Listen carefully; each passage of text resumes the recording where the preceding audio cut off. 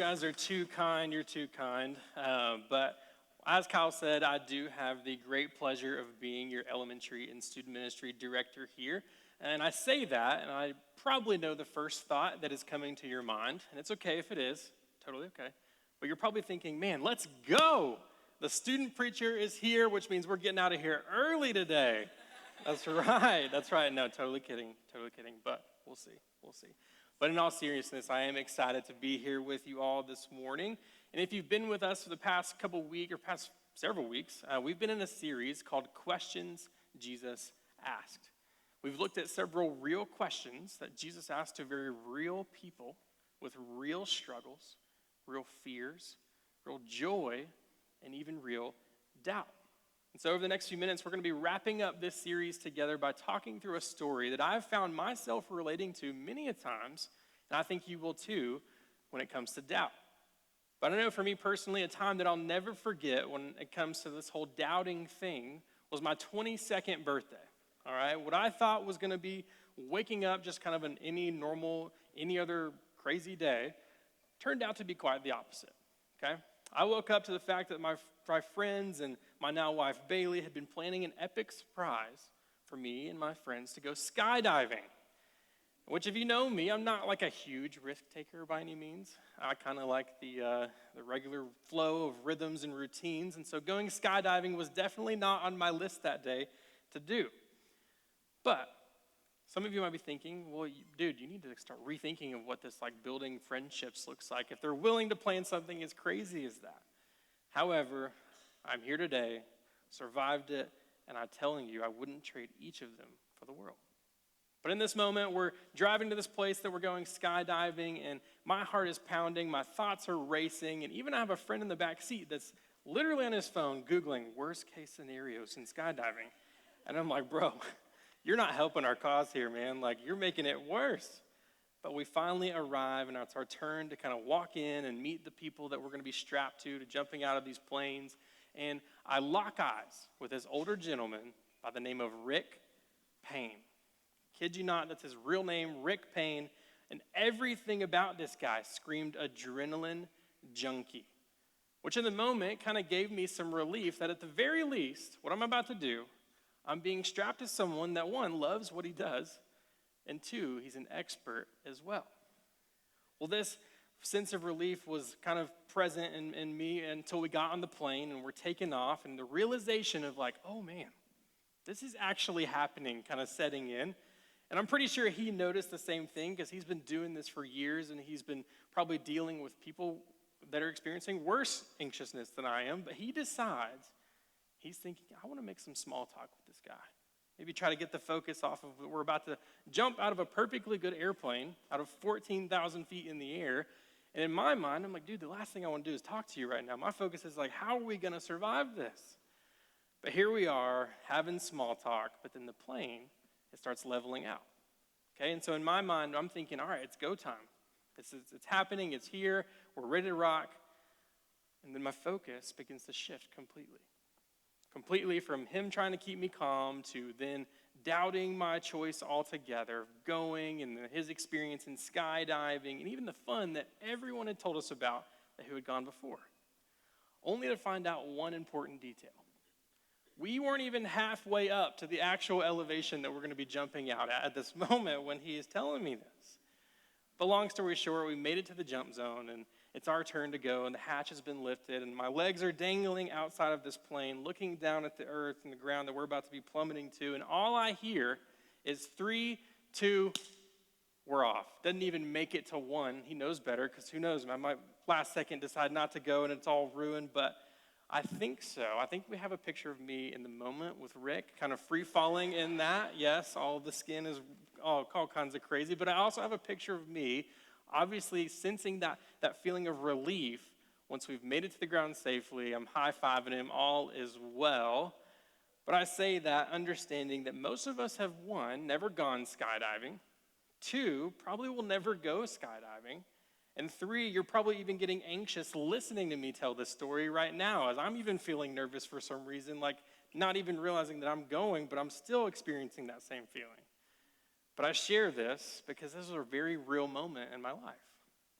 a real moment where I was so focused on the circumstances around me, I lost focus on the person who was trying to keep me peace of mind, which then caused me to doubt in several different things, most of which that were even out of my control.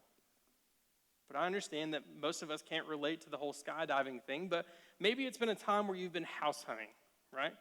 Where the house that you've been wanting just won't come up on the market, or maybe the price that you're wanting, or maybe it's that you found yourself chasing this like next thing, which has led you telling yourself and other people around you, if I just get here, I think things will get better. Or maybe it's you're telling yourself, if I just make this team, then this group of people will accept me. If I just make this team, these group of people will be my friends. Or maybe it's that if you get past this month, then Jesus, I'll start spending some time with you. Or maybe if I just get this promotion, then I'll make that amount of money.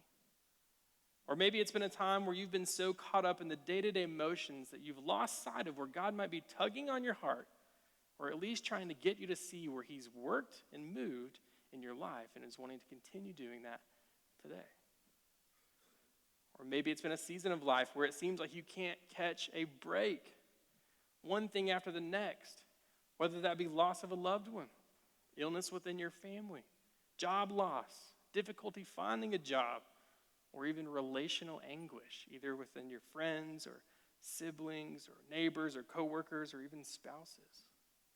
But the common thread of all of those, or you can fill in the blank where you feel most common, is that if we set our eyes on only the circumstances around us, it'll leave us only feeling exhausted, and it creates room for doubt to creep in and set up camp. I'm going to say that again. If we set our eyes on only the circumstances around us, it only leaves us feeling exhausted, and it creates space for doubt to creep in and set up camp. And I know this is true for all of us today, but it was also especially true for those back in the day in the stories that we read in the Bible. And this morning, we're going to be checking out a story in the Gospel of Matthew. So if you have your Bibles, you can go ahead and turn to Matthew 14. We're going to be starting in verse 22. But this is a story that many of us have probably heard, but it's a story about Jesus making an appearance to the disciples, walking on the water.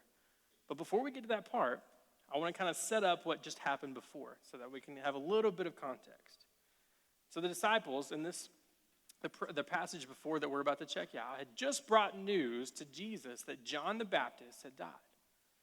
Jesus, one of Jesus' close friends, the same guy who baptized him in the Jordan River, who spent many years testifying of God's glory.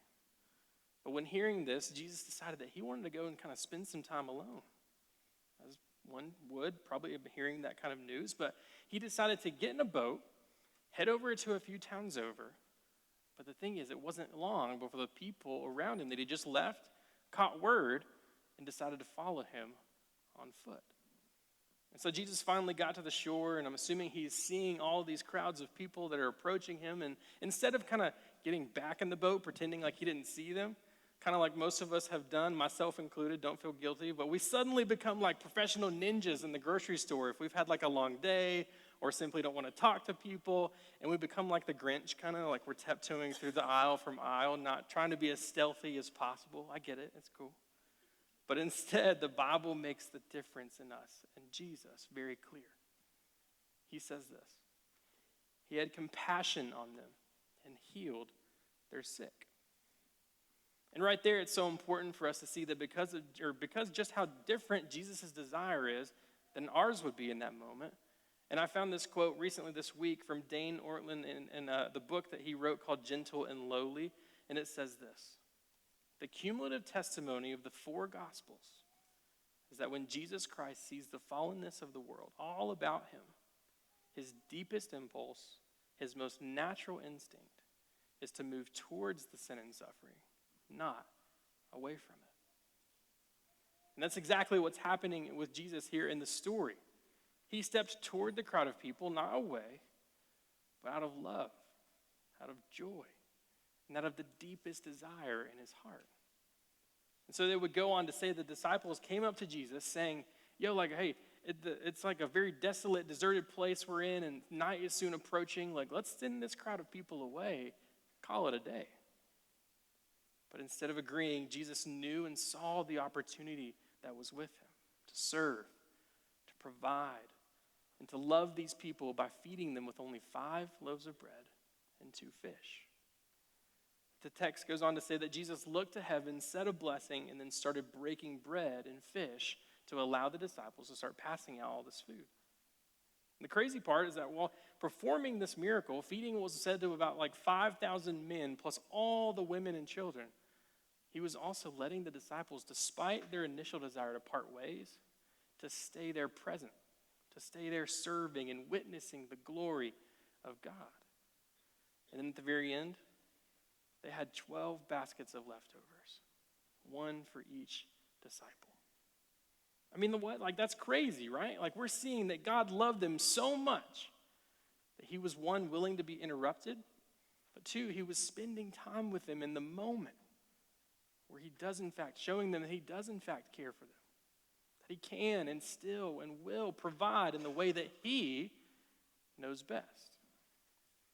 But once all that was over, he made the disciples get into the boat, or a boat, to sail off to the few towns ahead as they were headed towards a new town to continue their mission of spreading God's word. And so that's where we're at today in verse 22. So if you have your Bibles, you're more than welcome to read along. It's going to be on the screen as well. But it's going to start here in verse 22. Immediately, he made the disciples get into the boat and go before him to the other side, while he dismissed the crowds. And after he dismissed the crowds, he went up on the mountain by himself to pray. When evening came, he was there alone, but the boat by this time was a long way away from the land, beaten by the waves, for the wind was against them. And in the 4th watch of the night, he came to them walking on the sea. But when the disciples saw him walking on the sea, they were terrified and said, "It is a ghost." And they cried out in fear. But immediately Jesus spoke to them, saying, "Take heart. It is I. Do not be afraid." And Peter answered him, "Lord, if it is you, command me to come to you on the water." He said, "Come." And so Peter got out of the boat and walked in the water and came to Jesus. But when he saw the wind, he was afraid. And beginning to sink, he cried out, "Lord, save me." Jesus immediately reached out his hand and took hold of him, saying to him, "O you of little faith, why did you doubt?" And when they got back into the boat and the wind ceased, and those in the boat worshiped him, saying, "Truly you are the Son of God." Now I know in that's quite a bit to read at first, and we see right here in the story that Jesus is sending off the disciples to eventually meet up with them later, but here we don't really see the fact he's mentioning how or when he's going to do so. And so at the time, the disciples probably didn't really think anything of it, because sailing across water was very common for them. A good number of them were even experienced fishermen. So crossing the sea was probably just another day on the water. But in verse 24, it mentions, 1, the boat was already a considerable distance away from the land, which many believe to be about 607 feet or so, or in our terms today, about 2 football fields from the mountainside Jesus was praying. But 2, it was describing that a storm was brewing, with violent waves beating the side of the boat and strong winds against them. Which I don't know if you've been out on the water when the waves are choppy. I know I have personally. It's never fun. It's quite scary, actually. And especially knowing that the boat that they were in probably wasn't this nice cruise ship or pontoon boat that we see today, but it was probably more like this guy right here. No, almost. Picture of a boat. I think we have it. There it is. Boom. More like that. But then out of nowhere, and what the text says to be the 4th watch of the night, aka sometime between 3 to 6 a.m., Jesus came to them by walking on the sea. And just like any normal person or group of people would do when it's dark as can be outside and a strange figure is approaching your boat, they panicked, screaming, "It's a ghost!" But this left them trying to not only figure out how to safely get through the storm that they're rowing against, but they're also dealing with the fact that a strange figure is approaching them out of nowhere. But then Jesus, being Jesus, the compassionate person he was, immediately spoke to them and said, "Take heart. It is I. Do not be afraid." And at this moment, I can only imagine their first thoughts after hearing this were probably like looking around and they're trying to draw straws or doing nose goes or kind of thing on who's going to make the first move. But then this left Peter mustering up the courage and saying, Lord, if it is you, command me to come to you on the water. And Jesus said, come. So I bet for a split second there, Peter is probably feeling the exact same thing I felt when I'm going skydiving. And it's like this, oh man, this is actually happening kind of moment. But Peter eventually got out of the boat into the water, and he's probably holding on to the side of the boat just to make sure he's okay, but then proceeded to walk towards Jesus. However, the further he got from the boat, he began to let the fear of the waves, the wind, and what was going on all around him take his focus on the one who initially called him out of the boat. He started sinking in the water that he had just been walking on. He's probably thinking to himself, oh man, I'm going to drown. Like, this is it. The decision that I just made to step out in faith is going to be for nothing. But then he cried out, Lord, save me. And within a second, Jesus reached out his hand, took hold of him, and said, "Oh, you of little faith, why did you doubt?" And that question right there is what we're going to be kind of focusing on just for a moment. Why did you doubt? Because, Peter had just witnessed Jesus feeding thousands of people with only 5 loaves of bread and 2 fish.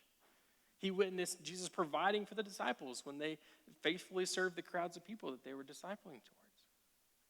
He had seen these people with diseases become cleansed. He's seen blind men given sight, those who couldn't walk be healed, and even the dead raised to life.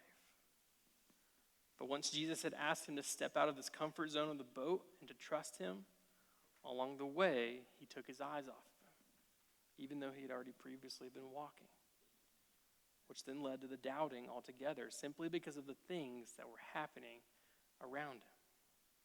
It would go on to say that once they returned to the boat, the storm stopped, the wind ceased, and all the disciples worshiped by saying, "Truly you are the Son of God." And I know in this real time, hearing and reading this story, it's easy for us to look at Peter and be like, dude, what are you doing? Why are you doubting? You're with Jesus right here in the flesh. Like, what are you thinking? Or, hear me out, maybe you're finding yourselves right in the middle, kind of like this dude right here on the screen, where he's stumbling and he's walking and he's looking, and all of a sudden he looks down and boom, he's gone. I know for sure I have felt that way in my own life, but the case is that more is actually happening in this story. More is happening in the hearts and minds of Peter and the disciples in this entire story. Because we see that Peter displayed a tremendous amount of faith by stepping out, even when all the other disciples decided not to. But then once the disciples saw the whole thing unfold, they not only saw Jesus' faithfulness in saving Peter's life, despite his doubt, but they also saw the peace that Jesus provided by calming the storm around them. So with that being said, for all the note takers in the room, if you haven't started already, now is your time to shine, because I have 4 simple yet practical points that I just want to briefly talk through before we land the plane this morning. And the first one is this: peace is not found in the absence of storms, but in the presence of Jesus. Because we see that Jesus didn't invite Peter into the water once he calmed the storm.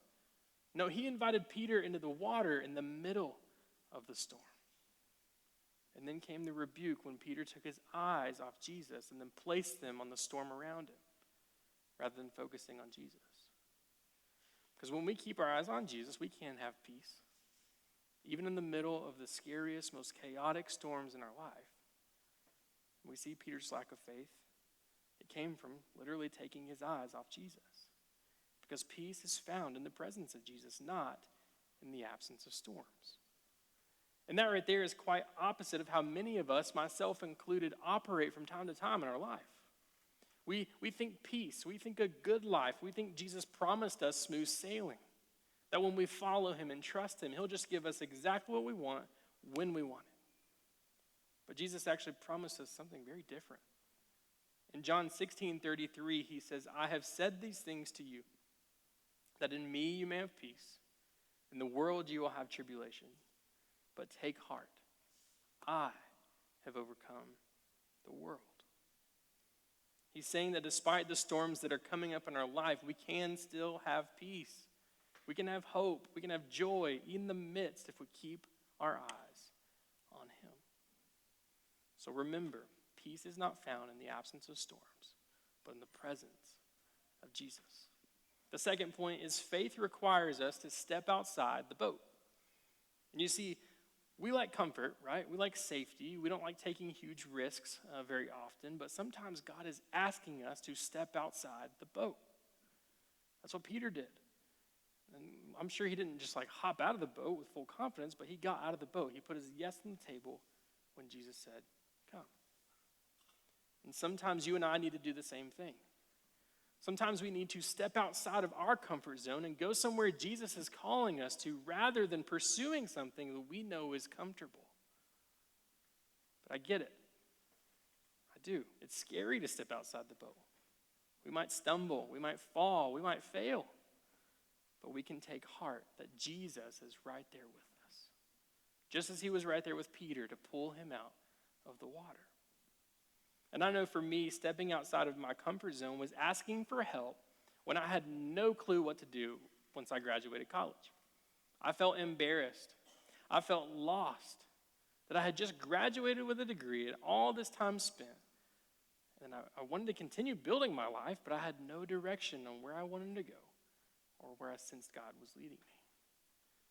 But after experiencing some job loss and trying to experience the corporate world, it eventually leading me to accepting a position here as a resident, where I had to raise my own support, aka do the thing I hate the most, which is asking people for money.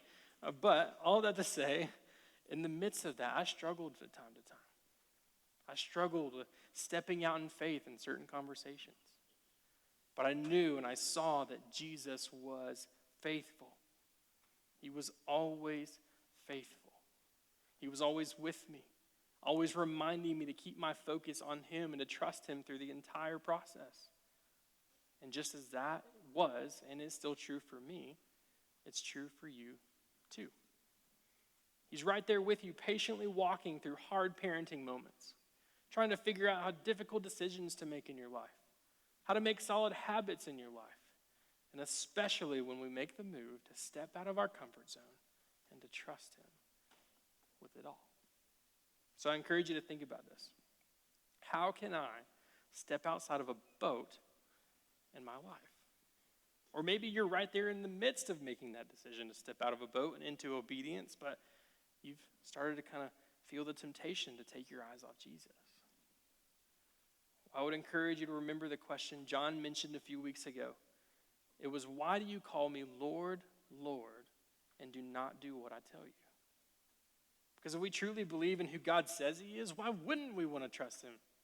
Why wouldn't we want to consistently keep our eyes on him? Reminding ourselves daily of his truth and his word and turning down the noise of this world to fill our hearts and our minds with what his Spirit might be wanting to show us and tell us. So remember, faith requires us to step outside the boat. The third one is this: without Jesus, you will sink. Without Jesus, you will sink. And we see that Peter's walk on the water just a minute ago was pretty short-lived. And it was short-lived because he took his eyes off Jesus. He took his eyes off Jesus and began to sink. But he learned an important lesson that day, and that he learned that without Jesus, he couldn't make it on his own. He would go under if he took his eyes off Jesus. He would sink. And it's too often that we find ourselves in similar situations with this feeling of sinking or overwhelming nature of sin in our life. Or maybe the storms that cross our life, or even the habits that we've picked up along the way when we're taking our eyes off Jesus. Because you see, life is full of storms. That's the truth. Some big, some scary, some with strong winds, huge waves. But if we take our eyes off Jesus, those waves will push us. The winds will knock us over. But if we keep our eyes on Jesus, we will not sink. We're not to be distracted by all the trials and the difficulties and the temptations. Instead, we're to focus on Jesus.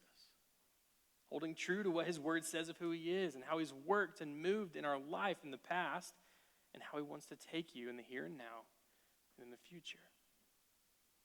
So thus far, we've heard that peace is not found in the absence of storms, but in the presence of Jesus. Faith requires us to step outside the boat. Without Jesus, we will sink. And last but not least, worship. Worship should be our response. And this might be one of the most important lessons we can learn from this story, because when we see the power of Jesus, worship should be our response. Proclaiming his goodness and seeing his power should be our response when we experience the miracles of him in our life. Because, Matthew intentionally highlights the disciples' response in the story. Because the point of the story wasn't Peter's faith or lack thereof, but the point of the story was the power of Jesus. And the fact that he can change us. He can change us from the inside out, and that's the power of the gospel. That through his death and his burial and his resurrection, we are saved. He knows that we would never be able to walk toward him in our own strength or conjure up enough faith in and of ourselves. But in the gospel, he comes to us. He rescues us. He reconciles us to the Father and gives us his righteousness. So the only appropriate response in that would be to worship him. Because when we worship, we're literally practicing setting our eyes on Jesus. And when we do this, the circumstances around us begin to grow strangely dim. Just as the whole old hymn says, turn your eyes upon Jesus, and the things of this earth will grow strangely dim. And that was especially true in this story I mentioned earlier, because I couldn't help but worship him in my life. I couldn't help but worship him when I finished raising support years ago. Not because I was done per se, although that was amazing, but because I got to look back and see where God had been, how he provided, how he graciously corrected me along the way. He brought people along my way to encourage me. And lastly, where he was challenging me to trust him, that he had the bigger picture in mind. So what? How do we practically put this into our daily rhythms? But also, how do we make this as consistent as possible? How do we create space in our life to grow in our desire and courage to step out of our comfort zone and trust that Jesus has our best in store? And so in that story that I mentioned before, I found it difficult a lot of times because at the time I knew I didn't want anything to do with the jobs that I was in.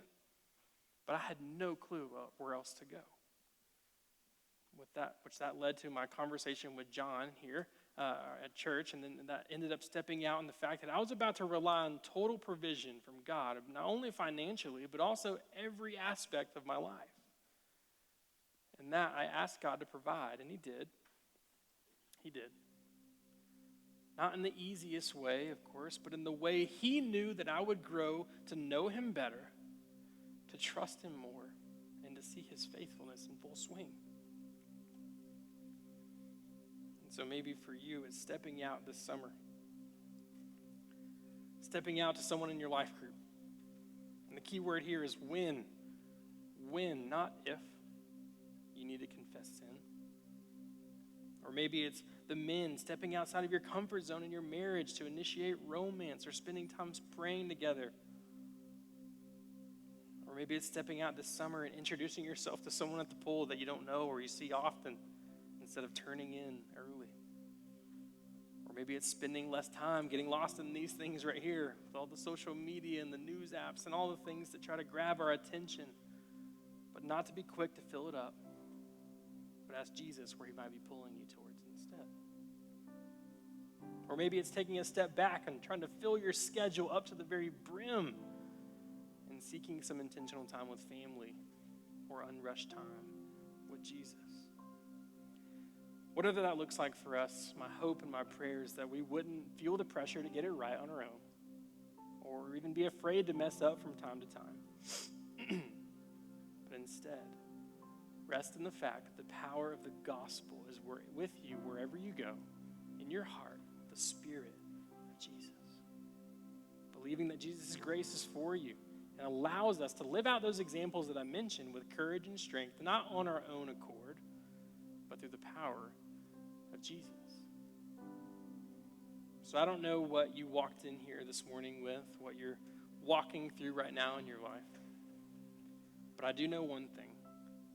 I know one thing that I want all of us to do in this moment. And it's the exact same thing that the disciples and Jesus did when he got back to the boat. They worshiped him. So I know firsthand that it can be really easy, really, really easy right now just to kind of mentally check out, focus on what's for lunch, how to beat the wait times at certain restaurants, or what's in store for this next week with work, or what's in store for the rest of the weekend. My challenge for you and for me is to stay present and to seek what the Spirit of God might be wanting to do in and through your hearts in these next few minutes. So you're going to have a moment to be still before the Lord.